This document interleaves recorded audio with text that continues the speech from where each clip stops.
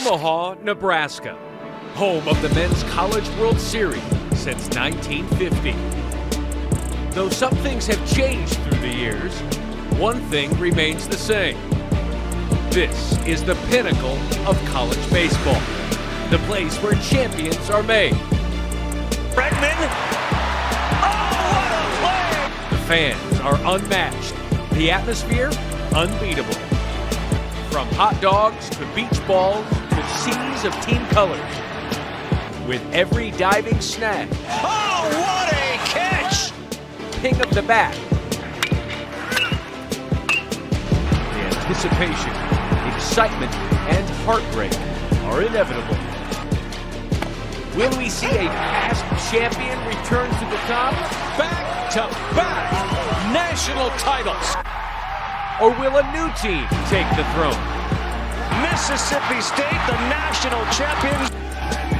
The road to Omaha starts right here, right now. Welcome to the NCAA Baseball Championship Selection Special, presented by Capital One. There ain't no party like a watch party. Look at these big screens, about 28 of them, at least, with dreams of ending their season with a dog pile at Charles Schwab Field in Omaha, Nebraska. Let the road to Omaha begin. Matt Schick, Kyle Peterson, Mike Rooney, we've got Omaha covered here. Played in Omaha, has been to Omaha, lived in Omaha. Yes. Here we go. Let's have some fun here announcing the field of 64. KP, what are you most excited for today? I mean, obviously it's where everybody slots. I think the biggest question is it's kind of Tennessee and everybody else. They've been so good this year. Who's going to give them a run? Yeah, I'll tell you guys, the bubble shrank like we've never seen before, and there's so many contradictions in this field. Teams with great RPIs, maybe the regular season's different. I think about teams like Arkansas, DBU, TCU. TCU won their regular season, but not a host. A lot for this committee to tangle with. It's going to be very interesting to see how the committee seeds these teams, who's in and who's out. Maybe a day paved with some surprises. We have the 16 host cities, host schools. Those were announced last night. You look at the map, we go to Corvallis, we go to Palo Alto, we'll be at Miami. Smart Like Shakes, I think, might be on the docket as well, KP? Yeah, that's an absolute when you go down there. I think surprises, I did not expect to see Auburn on this list. I did expect to see Notre Dame on this list. And Runes, anything else that jumps out to you? And it's 2 years in a row, tough news on the hosting front for Notre Dame. Georgia Southern being a host is so cool. Yeah. Love to see that for the sport. You see Maryland as well. We'll get to that in just a moment. Again, here's a little Tournament 101, how the NCAA tournament works. 64 in the field, 16 regionals, 4 at each site. It's a double elimination. Those 16 winners advance to best 2 out of 3 super regionals, and those 8 winners advance to the College World Series with a pair of 14 brackets and then a College World Series finals, best 2 out of 3 series. You mentioned some of the very interesting host schools that you mentioned. How about Tennessee? We knew they were going to get in, the Tennessee Volunteers, as the number 1 overall seed. They are in. They are the number 1 overall seed. We'll run down the top 8 here in just a moment, and here are the top 8. The logo, some with watch parties, some without. Tennessee, Stanford, Oregon State. Again, it's important to get a top 8 because the road to Omaha goes through your school and your campus, assuming that you get out of the regional round. And we begin with the Tennessee Volunteers, SEC regular and tournament champ. Yeah, I don't think there was a lot of suspense in this one. I mean, Tennessee's been the number 1 seed since it feels like April 1st this year. Incredibly consistent. Pick a superlative. That's the way Tennessee has been. How about leading the country in ERA and home runs? In fact, nobody's hit more home runs than Tennessee has in almost 25 years. Number 2 overall seed, Mike Rooney, the Stanford Cardinal, hosting a regional for the 20th time. Matt, I like pitching, and Stanford's got an ace in Alex Williams. They've also got high-end position player talent. Brock Jones, a dynamic freshman, and Braden Montgomery. Cardinal were really hot late. And there's the tournament 16-game win streak. The number 3 overall seed, Kyle Peterson, is the Oregon State Beavers trying to get to the College World Series for the third time in the last 5 tournaments. Well, they're used to playing at home. 4th time in the last 5 years that Oregon State has hosted. Jacob Melton's the player of the year in the league. Cooper Jerpy, remember that name, 10-2, 140 punch-outs. He leads the nation in strikeouts per 9, and that place, when Oregon State has it going, can be a really tough place to play. 21st tournament appearance. How about Virginia Tech, the number 4 overall seed, Mike Rooney, ACC regular season champs? Best season in school history, an electric position player group. Center fielder Gavin Cross could be a first-round pick. Shortstop Tanner Schobel right there, a Dustin Pedroia clone, and Drew Hackenberg, the youngest of the Hackenberg boys, is their ace. Third in the ACC with a 2.83 earned run average, or something like that exactly. Number 4 seed. How about the number 5 seed? Kyle Peterson, the Texas A&M Aggies, and head coach Jim Schlossnagle in his first year. I think it's one of the biggest turnarounds and surprises in the country this year. Texas A&M didn't make the SEC tournament last year, let alone the NCAA tournament. But now they come back, and Schloss's first year, and it has totally transformed that ballpark. Bubbles have been flying all year. They won 8 of 10 series in the SEC. That's how you become a top 8. Won the final 7 conference series this season to win the SEC West title. How about back in the ACC, the number 6 overall seed, the Miami Hurricanes, hosting the regional for the 28th time, Rude. We got a lot of lopsided teams in college baseball this year, but Miami's not one of them. CJ Kafis, kind of a Mark Kotsay at the top of their order. Andrew Walters, their closer, has been unhittable this year. Top 10 in strikeouts per 9 innings. They're in Division I, 48th tournament appearance.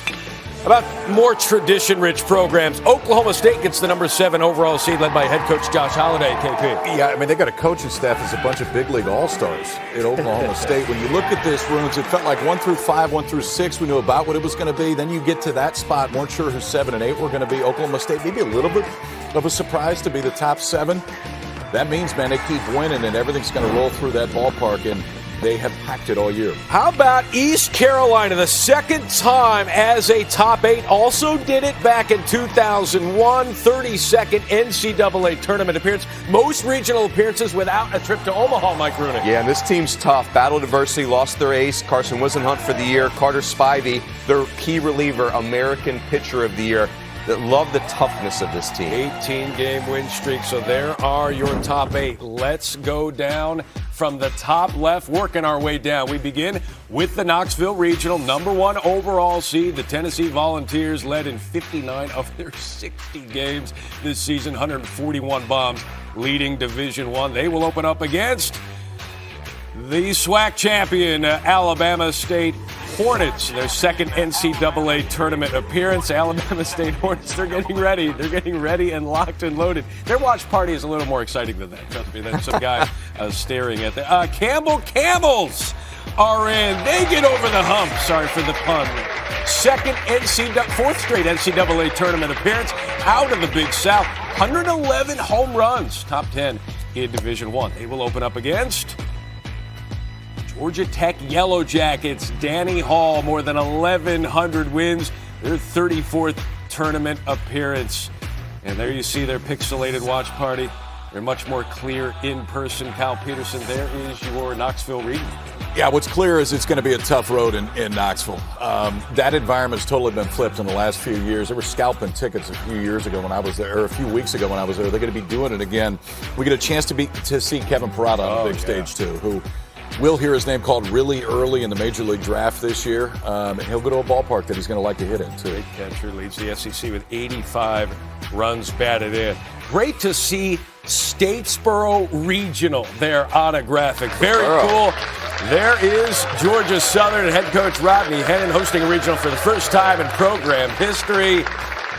Their first regional since 2014, top 10 in fielding percentage are the Eagles. They will open up against the UNCG Spartans.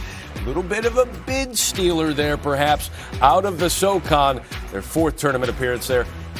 Head coach Billy Godwin leading the way. Texas Tech. Oh, how about a team that just knows how to get to Omaha? 6 straight regionals for Tim Tadlock's Red Raiders. Led the Big 12 in scoring. Jace Young crossed the plate 66 times this year. Notre Dame Fighting Irish don't get the host And Link Jarrett's club, 24th tournament appearance, back-to-back appearances for the first time since joining the ACC, Mike Rooney. So the Knoxville Regional matched up with the Statesboro Regional. Yeah, Georgia Southern, fun team, older, played great defense. Jesse Sherrill, their second baseman, nearly a .500 on base percentage. Tech and Notre Dame were both in supers last year. That's a neat little regional right there. How about Texas Tech and Notre Dame headed to Georgia Southern, the champs out of the Sun Belt. Moving on down, the Austin Regional. Been there, done that. Texas Longhorns out of the Big 12, 42 wins on the season. Ivan Melendez, 29 home runs, most in program history, most in Division I. Disch-Falk Field will play host to the Air Force Falcons. It's been since 1969. Mike Rooney was a coach. Top 10 in batting average out of the Mountain West. Congratulations to the Falcons getting into the field. Dallas Baptist, the Patriots out of Missouri Valley. They are in the 11th NCAA tournament appearance. Got bounced in the Missouri Valley Conference tournament. Did take 2 of 3 from Maryland, had wins over TCU, OU, Oklahoma State. So they are in, and they will open up against Louisiana Tech Bulldogs out of Conference USA. And head coach Lane Burroughs, they're making their 9th tournament appearance. Taylor Young has crossed the plate most out of Division I, 85 times. Kyle Peterson. Longhorns made it to the Big 12 tournament championship, but finished 2 games back at TCU in the regular season. We don't usually think of Disch-Falk as being offensive. Things have changed a little bit, it looks. Ivan Melendez leads the country with 29 home runs. Murphy Staley had 1 career home run before this year. He has 17 this year. It's a different type of Texas offense. Peyton Graham, great player as well. Big 12 tournament MOP, 16 home runs, 30 stolen bases. The Greenville Regional, East Carolina. Again, the second time as a top 8 and hosting a regional for the 7th time and the 4th straight. Will this be the year that they get to the College World Series? There they are at head coach Cliff Godwin. His 300 wins there in 8 seasons. Yeah, a little bit of a golf clap. We knew we were in. Good to see a top 8. And they will face the Coppin State Eagles out of the MEAC. Their first tournament appearance 10 years ago. This team went 1-53 and 0-24 in league play. 10 years later, they're on the road to Omaha. Very, very cool. How about a team that's been to Omaha before? In this regional, Coastal Carolina won the national championship back in 2016. We're in. We are in. 18th tournament appearance out of the Sun Belt. Gary Gilmore and company are back. And they will face another team familiar with Omaha. Brian O'Connor has been there before. 5-time College World Series appearances. And the 2015 CWS champ, single-season program record in home runs. And Virginia will take on Coastal Carolina. And there is that regional, Mike Rooney. Yeah, Greenville, it's old hat for them hosting regional. It's going to be a great atmosphere there. You look at Coastal Carolina, really good in the rotation. We're hot late, great year for the Sun Belt.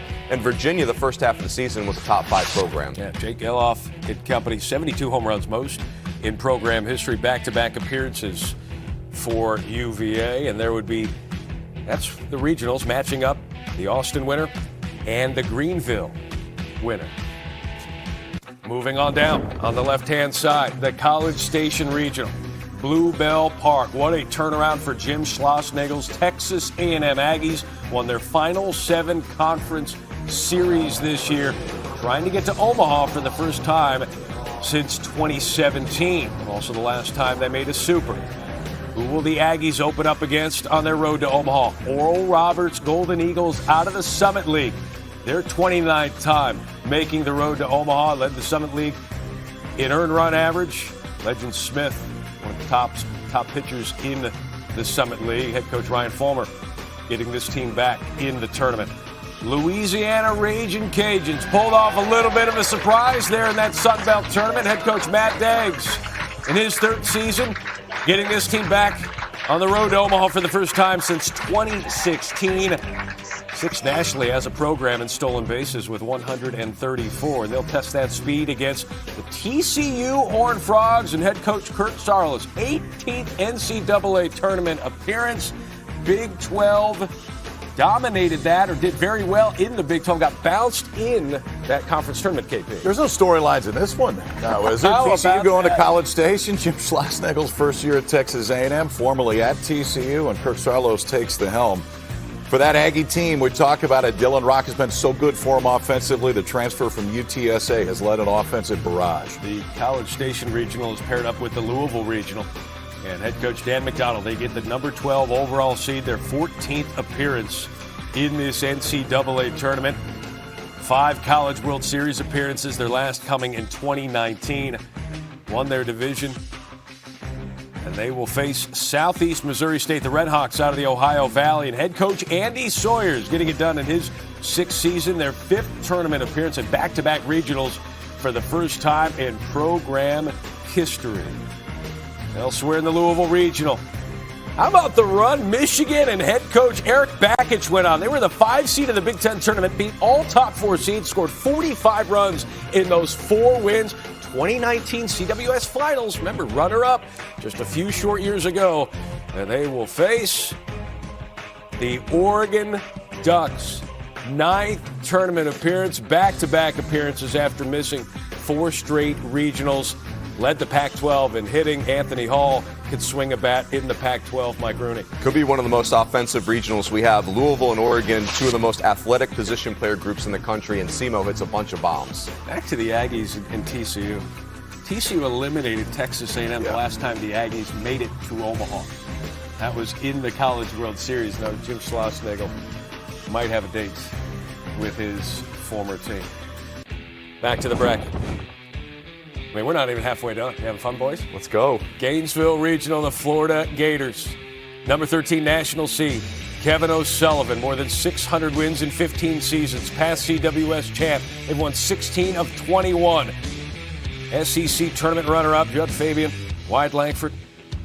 Facing Central Michigan, which was able to beat Ball State to win the MAC tournament championship. Their 3rd straight tournament appearance.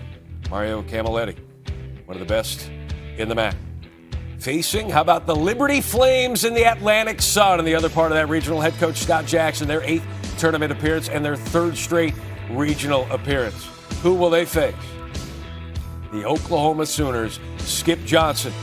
They won the Big 12 tournament championship and their 18th tournament appearance. Kyle Peterson. This one's loaded for me. It's loaded. And Florida played their way in because of what they did at the back end. And in the SEC tournament, Oklahoma was definitely in the conversation to potentially host. Liberty's already won a series at Florida this year. To start this season, the Flames took 2 out of 3. Florida's grown up every week and definitely has earned that top 16 seed. And Peyton Graham plays for the Sooners, 3rd in the Big 12 with 16 home runs, cleaning that up from before. Number 4, national seed, the Virginia Tech Hokies. National seed. English Field is going to be rocking.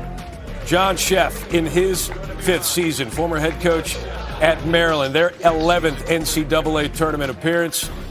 Drew Hackenberg, one of the best pitchers in the ACC. The regular season champs will face the Wright State Raiders out of the horizon. 9th tournament appearance, back-to-back appearances for the 2nd time in program history. Very experienced team. Gave Tennessee a run for their money last year in Knoxville. The Columbia Lions.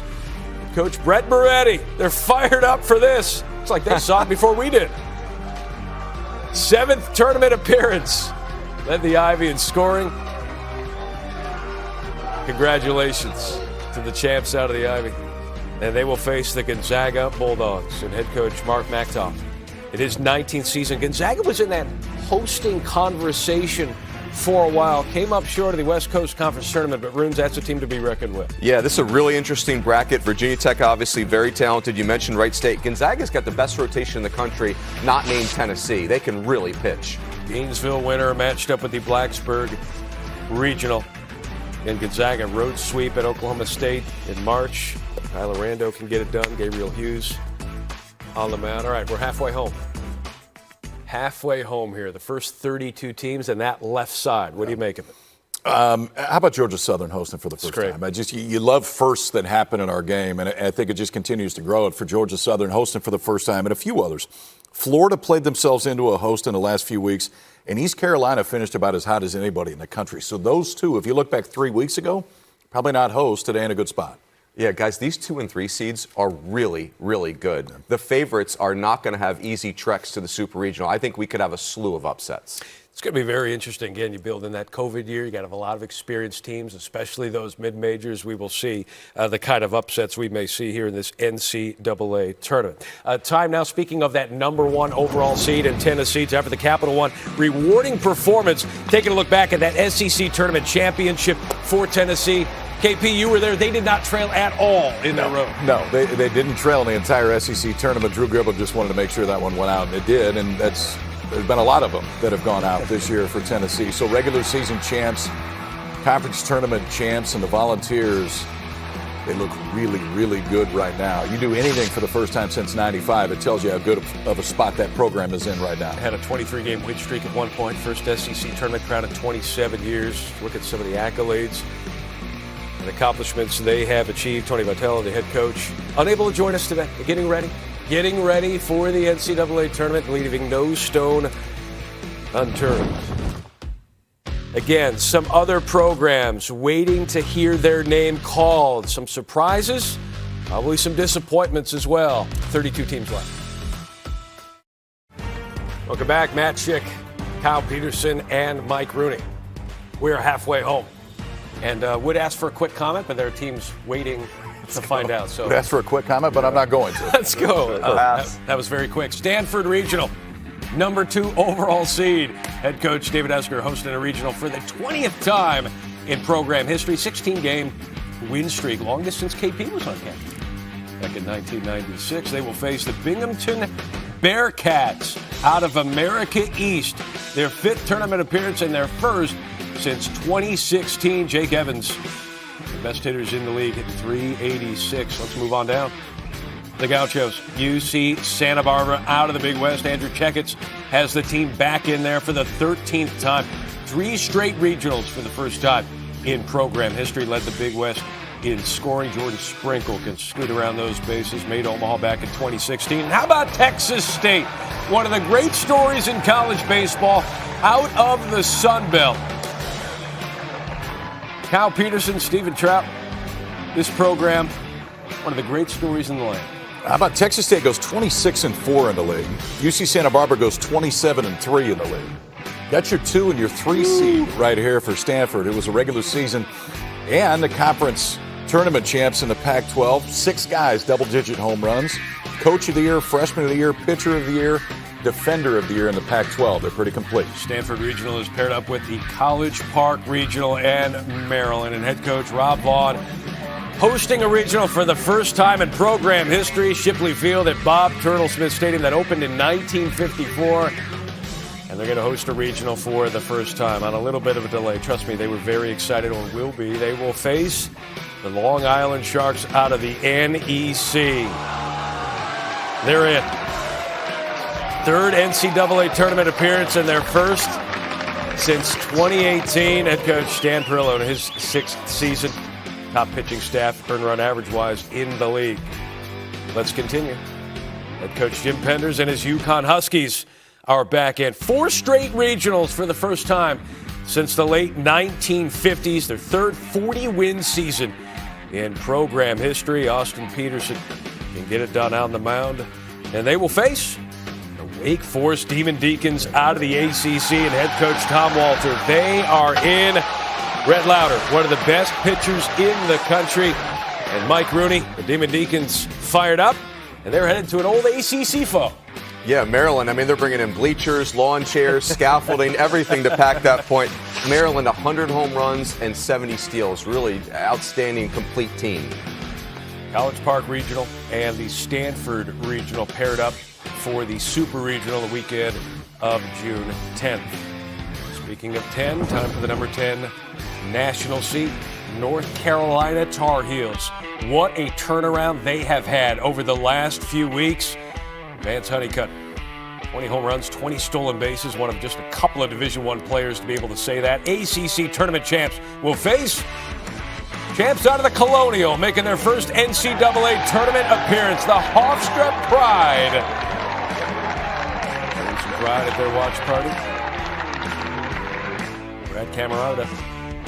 They're on the mound there for the Hofstra Pride. How about the VCU Rams out of the A-10 and head coach Sean Stifler, their 13th tournament appearance and back-to-back regionals for the first time in 20 years. 15-game win streak, third longest active streak in all of Division I. Ooh, the Rams taking on the Dogs and head coach Scott Strickland. Jonathan Cannon can certainly pitch it. He's their ace. Scott Strickland's club, Kyle Peterson, headed to Chapel Hill. Yeah, not too far for Georgia to go. We'll see how good Jonathan Cannon can be, because when he's right, he's one of the best in the country. For North Carolina, how about this? Started 16-2, finished 15-2. So started great, finished great, and back in a spot that program is used to seeing. That's hosting a regional.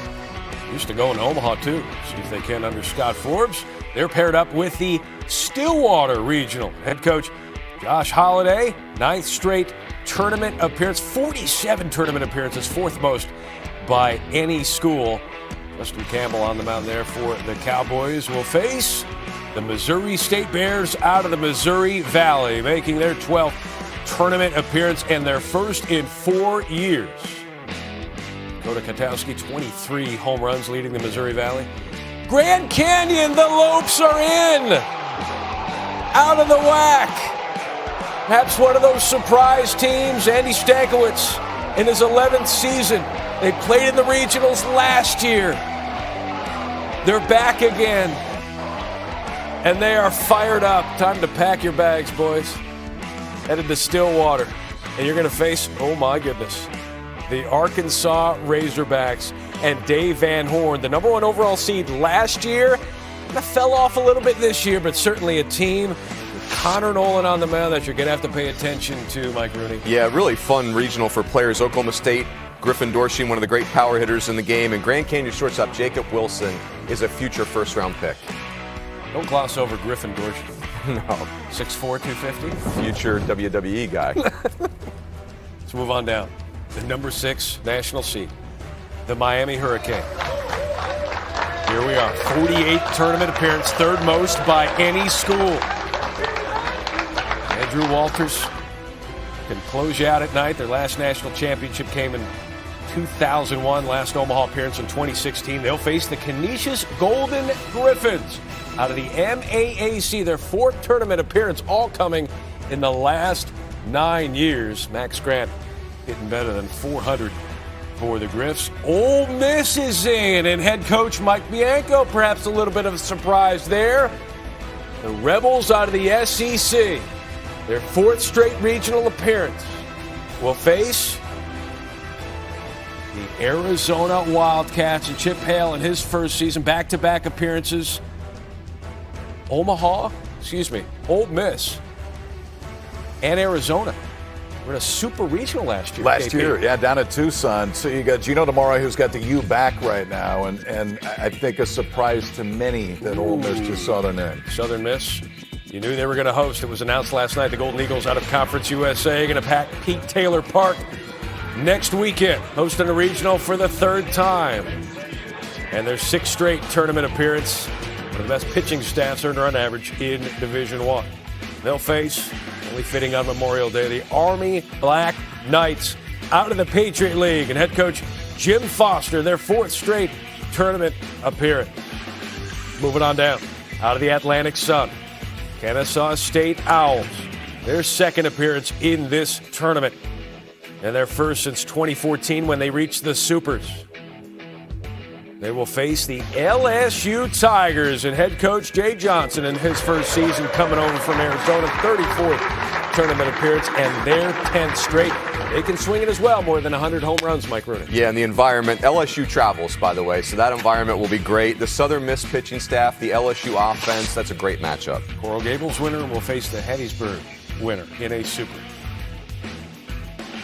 Moving on down, at Plainsman Park, the Auburn Tigers made the College World Series back in 2019 without playing a home game in the postseason. They'll be playing some home games this postseason under head coach Butch Johnson. 23rd appearance.